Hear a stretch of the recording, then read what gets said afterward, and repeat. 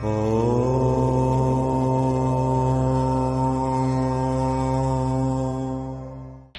मित्रों, पुनः नमस्कार, सादर प्रणाम, नमस्ते। परमपिता परमेश्वर आपको जहां भी हैं सकुशल रखे, स्वस्थ रखे, सुख रहे और संपन्न रहे। इन्हीं भावनाओं के साथ आपको पुनः नमस्कार। मेरे मित्रों, आज तक जो हमारी, अब मैं थोड़ा सा आपको उस विषय में बता रहा हूँ जो हमने आज तक जो इन 64 सालों में जो हमने 44 साल जो हमारे संघर्ष के रहे उस बारे में बता रहा हूँ। मैं एक बहुत साधारण गरीब ब्राह्मण से परिवार से संबंध रखता हूँ और अपने उत्तरांचल से संबंध है मेरा। मित्रों, मुझे प्रभु की इच्छा से विरासत में मिला है जो कुछ भी मिला है, और एजुकेशन शिक्षा लेने के बाद 10वीं 12वीं बीएड और एमए इंग्लिश करने के बाद सन 1900, ये जो मैं एज ए राइटर साहित्यकार भी हूँ उसके बारे में थोड़ा सा मैं बता रहा हूँ। ये पुस्तकें आप सोचेंगे कैसे लिखी गई हैं। ये चीज तो ये बताऊँ आपको कि एक पुस्तक को लिखने के लिए कम से कम 20 पुस्तकों का ज्ञान होना चाहिए, तब पुस्तक लिखी जाती है, और उसके लिए एकांत बहुत जरूरी है। और कई बार तो हमारी ये क्षमता थी कि हम 8 घंटे में 64 पेज विदाउट कट लिखते थे, लेकिन आज जो है अवस्था के हिसाब से हमसे 8 या 10 पेज लिखे जाते हैं। तो हमारे मित्र थे एक, उन्होंने कभी एक ना हमारे नौटियाल जी थे, नौटियाल जी की किताब थी टीरी की कहानियां, उससे उन्होंने मार्गदर्शन किया है। फिर 2000, ये जो नरसिंह तंत्र वाली बात है, ये 2001 में जब इसका शुद्धिकरण हो गया, गद्य से हमने जब इसको पद्य बनाया, और हमारे पास, आप यकीन नहीं कीजिए, हमारे पास उस समय बाय बस जाने के लिए भी हरिद्वार तक पैसे नहीं थे, और कुछ किसी कारणवश नहीं था, धन तो नहीं था। तो जब हम इसको लेके गए वहाँ प्रकाशन के पास, तो हमें ये उम्मीद नहीं थी कि इतना ये इसका जो है मूल्य लगा लेगा, हमारी क्षमता से ऊपर। तो उन्होंने पुस्तक देखी और पुस्तक देख के बताया कि पंडित जी आप इसका मूल्यांकन कीजिए, क्या आप इसके अर्थ लेंगे। तो हमने कहा जी देखो, हम तो आपके पास आए, जो बाजार की वैल्यू हो, उचित हो, या पुस्तक आपको समझ में आ रही तो ही छपाएं, अदरवाइज ना प्रकाशन करवाए। तो मित्रों, मुझे पहली जो किस्त मिली थी वो 1,20,000 रुपए की मिली थी, और मेरे लिए उस समय वो शायद 2000 से पहले बहुत बड़ी अमाउंट थी, और उससे मेरा उत्साह बढ़ा है। मैं हतोत्साहित नहीं हुआ, उत्साहित हुआ।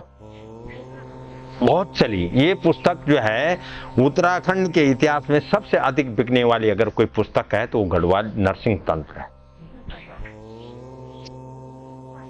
और जब ये छपी थी इसकी कीमत मात्र 80 रुपए थी, आज इसकी कीमत शायद 250 से 300 रुपए हो गई होगी।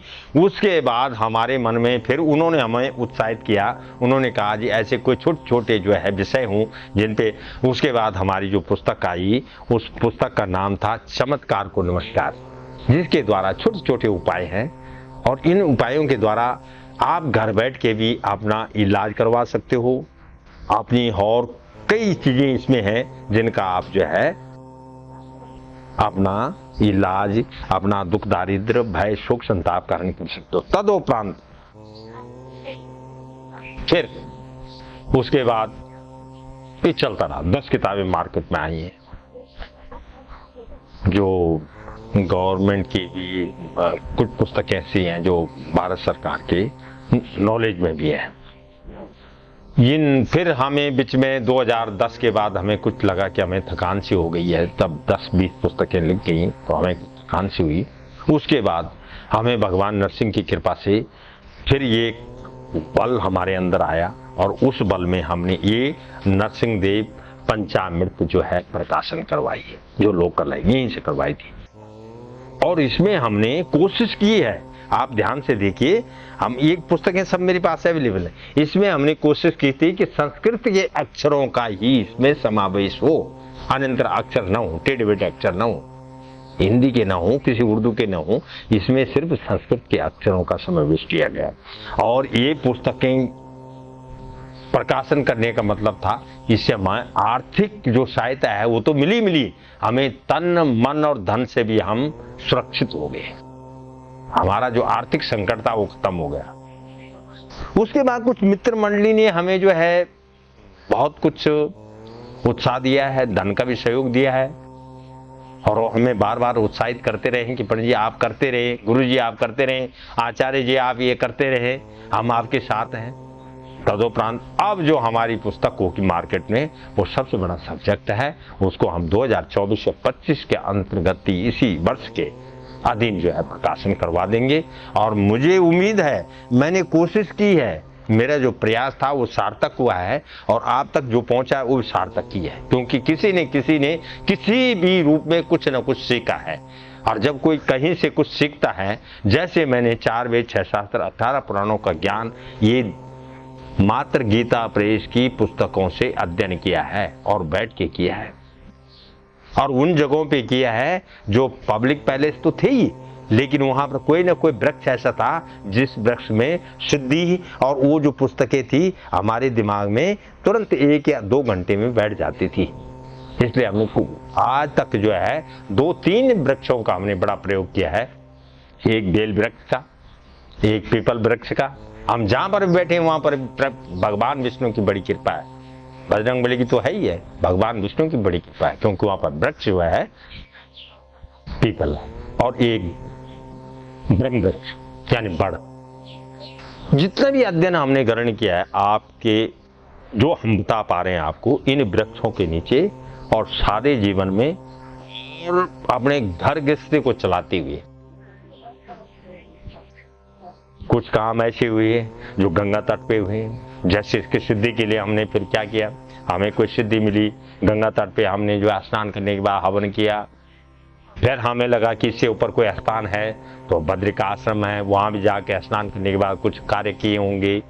ऐसे ऐसे भारत के जो प्रमुख, और सौभाग्य ये रहा कि आज इन वर्षों में, इन 24 वर्षों में हमें भारत को आज पूर्व से पश्चिम, उत्तर से दक्षिण देखने का सौभाग्य मिला है और अच्छी तरह भारत को समझा है। उनकी बोली भाषाओं, इतनी प्रकार की बोली भाषाएं हैं, कहाँ कहाँ क्या हो रहा है, कहाँ कहाँ चलन में क्या आ रहा है, किसका रहन सहन क्या है, कहाँ का रहन सहन, कहाँ का खान पान और कहाँ की बोली भाषा क्या है, इन चीजों को समझने का बहुत बड़ा मौका मिला।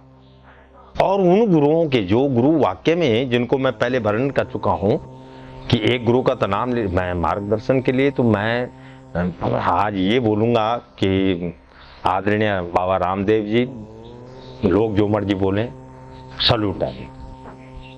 गिरिन्द्र शास्त्री जी को सलूट है, जो सनातन धर्म की रक्षा के लिए अपने तन मन और धन से खड़े हैं, ऐसे लोगों को सलूट है। ठीक, फिर चल रहा है, कर्म चल रहा है। 5-4 मित्र हैं हमारे जो हमें उत्साहित कर, जैसे हम बैठते हैं वैसे हमें उत्साह करते रहते हैं कि पंडित जी इसको कर दिए, आचार्य जी इसको कर ले, तो हम कलम लेके बैठ जाते, मिल जाते हैं। जब हमारे पे समय होता तो इन कामों को कर देते हैं। और इन किताबों के द्वारा मैंने पहले बता दिया आप।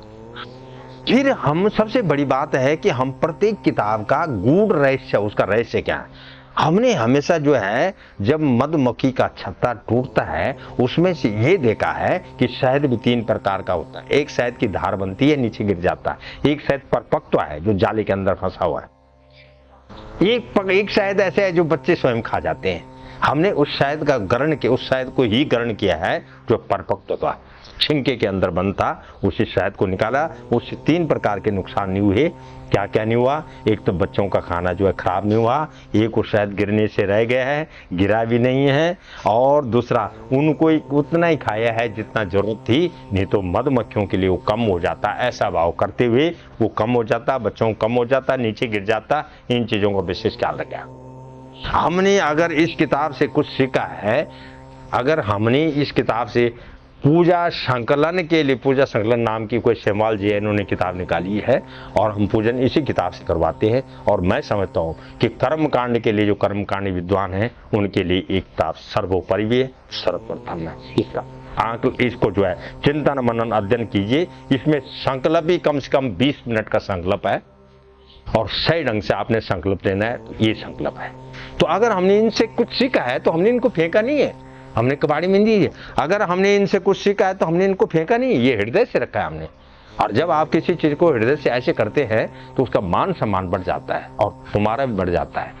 अगर कोई आकलन करने वाला व्यक्ति है उसका भी मान सम्मान बढ़ जाता है। किसी चीज को, आपकी कलम है, आपकी दवात है, आपका कैमरा है, आपका कुछ भी, आपका पानी का लोटा है, आपका देवता का है, आपकी मूर्ति है, आपका बैठने का स्थान है, सोने का स्थान है, उसको सुरक्षित रखें, उसको साफ रखें, अपने घर को साफ रखें, सुरक्षित रखें। ठीक, अगर आप ये चीज ठीक रखते हैं तो ये तो जो लोग कहते हैं सिद्धि क्या है, इसको वहां करेंगे, सिद्धियां तो आपके साथ चलती है भाई। हम पिछली बार वर्णन कर चुके हैं, जब आदमी सिद्ध हो जाता है तो उसकी सबसे पहले उसकी वाणी सिद्ध हो जाती है। उसके जो है यहाँ पर स्वयं ब्रह्म जी बैठ के, दिव्य जिव्य में सरस्वती बैठ के, हृदय में जो है बृहस्पति बैठ के, उसको चारों तरफ से जो देवता और ऋषि पुत्र है उसको घेर के बैठ जाते हैं और उस पर बड़ी कृपा होती है। तभी ये कृपा हो रही, तभी तो बोल रहे हैं आपके पास। और जो बोल रहे हैं ठोक बजा के बोल रहे हैं भाई, इसमें लिप चिप वाली कोई बात नहीं है, स्वार्थ वाली कोई बात नहीं भाई। समझ में आए तो बहुत बढ़िया, ना आए तो भी बढ़िया, कोई दिक्कत नहीं, किसी से कोई सिक्का नहीं, कोई गिल्ला नहीं, सब सुक्का ही सुक्का है, सब गिल्ला ही गिल्ला। ठीक, और इन्हीं शब्दों के साथ मैं समझता हूं कि अगर आपने कुछ सीखना है तो आप किसी अपने से बड़े पुरुष का, आपके गली में, मोहल्ले में आपका गुरु, आपका कुछ भी है, भाई है, बंद है, उससे कुछ न कुछ सीखते रहे। फालतू बकवास जहां पर होती है वहां पर स्वयं हट जाएं, आपको कुछ सीखने को मिल जाएगा। गली मोहल्ले में बेकार घूम रहे हैं तो उसकी जगह घर का काम करें, आपको कुछ अच्छा मिल जाएगा। ठीक, तो मैं समझता हूं कि जब आप किसी चीज से प्यार करने लग जाते हैं, वो जीव हो, जंतु हो, पशु हो, पक्षी हो, पेड़ हो, वृक्ष हो, फल हो, फूल हो, तो आपके लिए अमर तत्व, आपको अमर तत्व के ओर ले जाता है, आपके लिए अमूल्य बन जाता है। और हर चीज को अमूल्य बनाइए, आप बहुत बड़े अमूल्यवान बन जाएंगे। आप हर चीज की वैल्यू समय पे कीजिए, उसका आकलन कीजिए, आपको उससे ज्यादा मिलेगा। और अब जब एक चीज ख्याल रखें आप ध्यान से, फिर ये बात बीच में आ गई है, नहीं चाहते हुए भी कहना चाह रहा हूं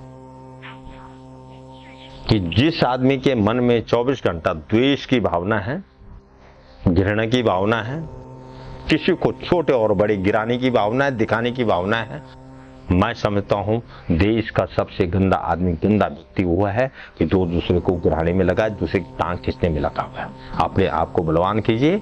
और ये भी है कि दुनिया में बहुत सारे लोग हैं, कहते रहते हैं चलते रहो, करते रहो, बोलते रहो, कोई बात नहीं, सुनते रहो, कोई दिक्कत नहीं, अच्छा है तो ग्रहण कर लीजिए, बुरा है तो फेंक दीजिए। लेकिन ख्याल रखिए, द्वेष भावना बहुत खतरनाक है। द्वेष से जो है आपका सबसे पहले तो ब्रह्मांड, ये जो खोपड़ी है ये हिलती है, ये हिलती है तो इससे भ्रम पैदा होता है, भ्रम पैदा होता है, फिर दोष होता है, दोष से फिर बैर होता है, बैर से फिर शत्रु भाव होता है, शत्रु भाव से लड़ाई झगड़े होते हैं, और फिर ये इतने बड़े लफड़े होते हैं, ये संभलने से नहीं संभलाई जाते हैं। मेरे मित्रों, मेरे दोस्तों, कोई भी काम कीजिए ठोक बजा के कीजिए और आत्मा की चोट पे कीजिए, विश्वास के साथ कीजिए। मुझे उम्मीद है आप जो काम कर रहे हैं उसमें आपको सफलता मिले। इन दिवालियों की बहुत सारी ढेर सारी शुभकामनाएं हैं। नवरात्रि आपके लिए सुखदमय हो। और दशहरा, 10 महाविद्याओं का जो समापन है वो दशहरा है। यहाँ जो है लोग रावण की खुशी मनाते हैं, लेकिन हमारे धर्म ग्रंथ में यह है लोग तो मरते रहते हैं और जलाते रहते हैं। ये तो चलता रहेगा क्योंकि हजारों करोड़ों वर्षों से चल रहा है। 10 महाविद्याओं का पर्व है दशहरा। इसका सरल और सत्य जो मैं बात बता रहा हूँ, दशहरा का मतलब है 10 महाविद्याओं का समावेश। उस दिन हवन करवाइए 10 महाविद्याओं का, विद्वान पुरुषों को बुला के और विधि पूर्वक हवन करवाइए। आपको 10 महाविद्याओं का विज्ञात हो जाएगा और वो विद्याएं भी आपके अंदर प्रवेश कर जाएंगी और आप जिस ढंग से चाहते हैं उसी ढंग से हो जाएगा। ठीक, पुनः नमस्कार करते हुए आपको सादर प्रणाम, नमस्कार, नमस्ते। अगली कड़ियों में फिर पुनः आपसे मुलाकात होगी। धन्यवाद।